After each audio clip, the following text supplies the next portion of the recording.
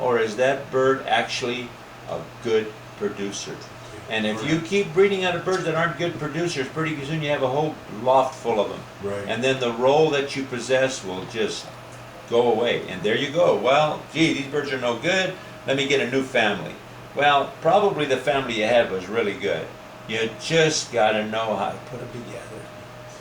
Okay, that's a good closing statement. Like myself is, you guys already know that too much color, or if you don't know, you're going to find out. Too much color, you know, is just as bad as not enough color. You have to learn how to balance it out. You have to pay attention, like I said, to what you're doing, and you got to use the right specimens. It's not just mixing colors or balancing colors, but using the right pigeons. I remember somebody got mad at John when they said, "Hey, what do you mean? This is the right blood, man. But is it the right bird?" Okay. That's it. And somebody got really upset with me because I said the pedigree's right, but is the bird right? Yeah. So it's just it's just, you know, knowing and paying attention. Pay attention and pay attention some more, and then pay attention some more. Okay. Now, as I think we did good. Now we're going to go demonstrate. You know, the things that you were talking about a little bit. All right, guys. And then hold up here. And then, you know, I believe, man. I mean, that the recessive red, you know, used right, it's a good thing. You know, I know it's just a paint job, and I know it's not supposed to, but it does. It does help out, and that's my closing statement. Stay away from them if you can. John doesn't believe. But the recessive, you know, it's really interesting that the Pensum family of birds, I mean, Pensum, individual coot, back to Bill's birds, I know I got it that way. I know you got it that way.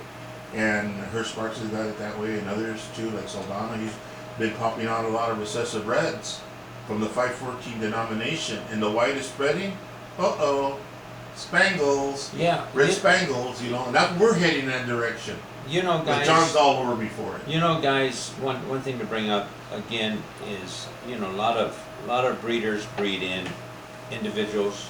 Some breed in open lofts, and it's your preference, okay? But remember, in an open loft, you're going to have some problems. You're going to have some strange things happen. You're going to have some nest jumps. Right. And if, like I say, sometimes you got a total established family. Hey, you know, what the heck? But I personally like to breed in a individual, and because I'm fortunate, I have room. I have large individuals. I think sometimes it's also bad for the birds if you breed them in too small of an individual. I think it puts a lot of stress on them, because I think we've all taken a bird out of an individual and it takes a big poop, which is about 6 inches long, and that's got to be tough on the pigeon. Okay. You know, as we're just rattling off right here before we go to the backyard, you know, Rusty himself and 44, their documents go back to 521 as well.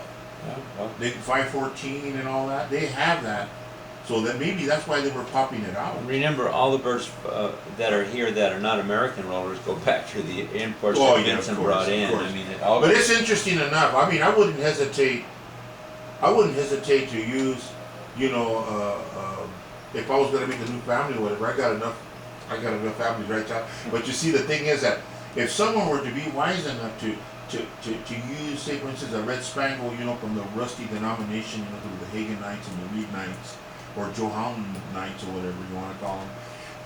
If even the Money Nebels have a lot of, they go back to the 521, and they might, if they got 3757 that Cooper had, and the other stuff, guaranteed. Well, Maybe they buried it. Only through documents you can really prove that. That's why documents are important. But Rusty and them, for sure, 44 and all them, I wouldn't hesitate for a minute because of the Spangle blood in there. You know, the way it came out in there, I would use a 514 into that. Well, you're talking about birds that are 30-some years old. I know that, but you know what I'm talking about. Back too far. I mean, well, history is good. But it's still a great idea if you think about it. I mean, to improve the speed and the strength into the Rusty, you know, family of birds, it'll work. I'm sure it will. But of course, it's a long shot. Well, we're just talking about these things. Even in the present, it's not in the past, like the way people are saying. You know, you gotta learn from the past, bring it to the present, to take it to the future. You just can't skip something. You can't skip the. Can't skip the present. Yeah, that's why it's important that like. Again, I think very well written book is the 1958 book by William Pinson. I don't agree 100% with everything that's said in there. Things have changed in the last 50 years or 60 years, but a lot of the points that he makes are very valid. And just for your own information, I think it's a book that's well worth reading. And then you can decipher it and say, I don't believe in this, I don't believe in that. But remember, do due diligence before you knock something what someone else is doing. Prove it. Someone makes a statement, you can make tortoiseshells out of 2 red checks or whatever that never had a tortoiseshell in their history. Well, you can't, okay? But yet some people will fight you to the death on that. Do your due diligence. Study what has been written about genetics. Learn your simple genetics. Learn, what happens when you clash eyes, and remember that pearl-eyed birds can't produce orange-eyed birds, and orange-eyed birds can produce pearl-eyed birds. Learn these little simple things, and all of that will help you in putting your pairs together and keeping your family moving forward, so you don't go somewhere down the road 10 years from now and say, God, that stuff I had was junk, let me go find something else. And what makes you think you're not going to do the same thing 10 years from now again? Yeah. Well, you know how it is, man. If you bring the whole world together, I mean, it's not really a big place after all. I mean, you got people saying, hey, they ain't got no white on them. They're all dark checkers and all red checkers. They ain't got no white. They're seldom. Then you got the other guy in the other camp saying, they have red checkers, dark checkers, and I stay away from whites, I stay away from marks, I stay away from recessive reds and tortoises. Yeah. But I think in the animal kingdom, you know what I mean, they used right can be very beneficial. That's a statement. Yeah, you can say all families, I believe, out there are good families. Yeah. You just have to breed the right pigeons. You can't just open your pedigree book and say, oh, this one's off of 514 and this one's off of 514, so I'm going to put them together. Well, I think it's amazing that when the recessive red pops out, I think you guys already know what we're talking about. When the recessive red pops out, it can go 3, 4, 5 generations back, and it'll pop out. You've seen it. Yeah, of course. And the white also, the white sometimes it can go that way. White can pop out. And the performance can be as great as anything. You can produce an outstanding badge. You can produce an outstanding red model or red spangle. It all depends in the application, man. But you got to start with good birds. Agreed? Yes. Now remember the one thing that again we got to start with the air. Good quality air pigeons, and then we got to breed out of them. And then remember that if that good air pigeon doesn't work, and if you're a young guy, well, try him on a different hen. But if you put that bird on a proven hen and you get 6 junky youngsters, then this cock just doesn't belong in the stock loft. Put him back in the fly pen and fly him forever. Because that's how you move forward, is you got to have proper matings. You can't use birds just because they're, John Destow's favorite saying, just like, same as, and down out of. That just does not work. All right. You think we're done?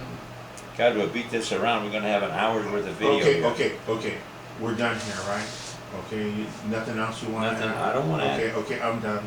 We're going to go to the back, and then we're going to go ahead. We'll close this. We're still rolling? Still rolling. Okay. We're going to go to the back, and then just continue outside. Show that outstanding recessive red you raised. Well, the 2 recessive reds, I got outstanding birds, but I did bring my crate with me. I'll take them. No. Like 2 recessive reds. I'll take them. You bad mouthing the recessive 200 red pigeons, and I got 2 recessive reds. Pete? Okay, go. All right. This is the recessive red pair I put together for Mr. Reyes. They're half brother and sister. They're both out of a recessive red cock, who was actually, I believe, was a red bar underneath. So the cock I've never used in a mating, so I don't know at this point in time what he is. But this little hen is out of a dark check hen, and that You recessive. can show it in the camera, John, too. Where we at here? This, okay. This little recessive red hen was a real fine airbird, and her mother is a dark check, and again her father is that red, red ash red underneath recessive red. Now we've bred out of this hen, and so we know that she is actually underneath her paint job. She's an ash red hen. So again, mating these two together, we're going to get all recessive reds out of this mating.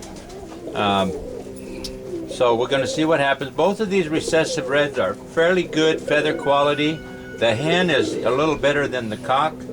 Again, their father was out of my Yugo Bloss line, and those recessive reds out of that line are a little better than the recessive reds out of my Blue Bar line, which they're really poor and can bleed through.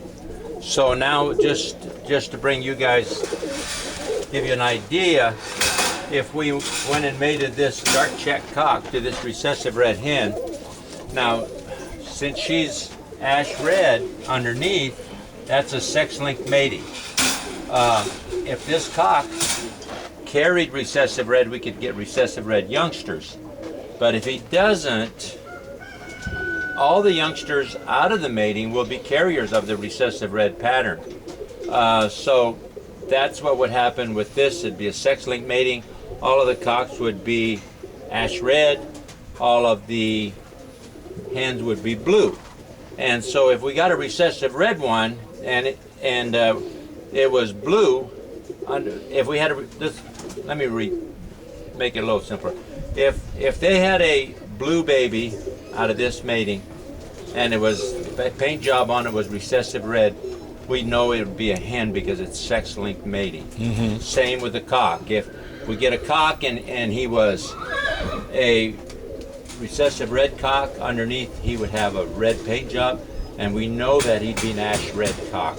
So that's be simple. So now if we took this hen, and then let's just move this guy. So here's a ash red cock. He's carrying the blue flecking, as you see. He's got quite a bit of the blue flecking there.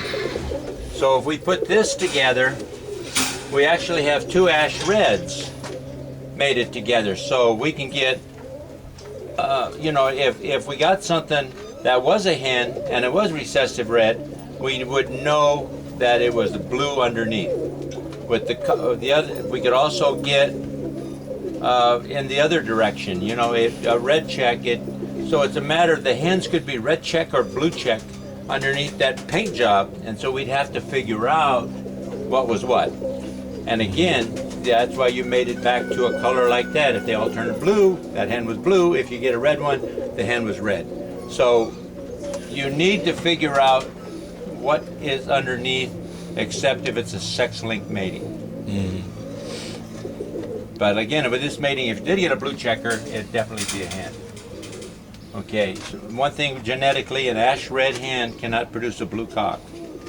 That's what we all have to figure out. But this is kind of what we got here.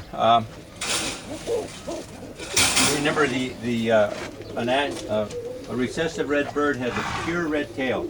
Most of the time, you'll notice if it's a red checker, it'll have a kind of a ribbon, a gray ribbon around here, and these feathers here again are all red. And on an ash red bird, this would have a gray tint to it. Mm-hmm. I'll show you what we mean. This guy's hard to tell because he's got a pure gray tail. But again, see the wings under here, ash red, you're going to get this gray. So that's, sometimes you'll get an ash red bird that'll be a real bright ash red, and you wonder sometimes it might be a recessive. But, well, okay. Now, can you elaborate a little bit on how the recessive red can get hidden? I know you did share a little bit, but could you expound a little bit more, sure. So we could, so the viewers could understand, Again, like we said, if we put this, let's get rid of this guy. it's easier to use with that blue. Let's say we put that pair together, you do not get a recessive red. Okay, so that means that that bird don't carry recessive red. So now you got these babies that are, you know, ash red and blue, and you move forward with them. 3-4 generations. And all of those, to start with, all of those babies, since their mother was a recessive red, carry recessive red. And as we move forward, on some of the youngsters, the recessive red was not moving forward. Let's just say it fell off. Fell off. And down the road somewhere, you put two birds like this together. I mean, I know we're not going to put two cocks together, but boom, out pops an ash red. So there you go. That's a recessive red. There we go, moving forward. Just like the 514 pair. Yeah. The parents of 514 that popped out a recessive red. I know it's hard for you to believe it. No, it's Okay. not, but Come on, John. some people out there are going to say, All what right. the hell's a 514? All right. Okay, now, yeah, they know. People know. Everybody knows that salsa is linked to Doritos.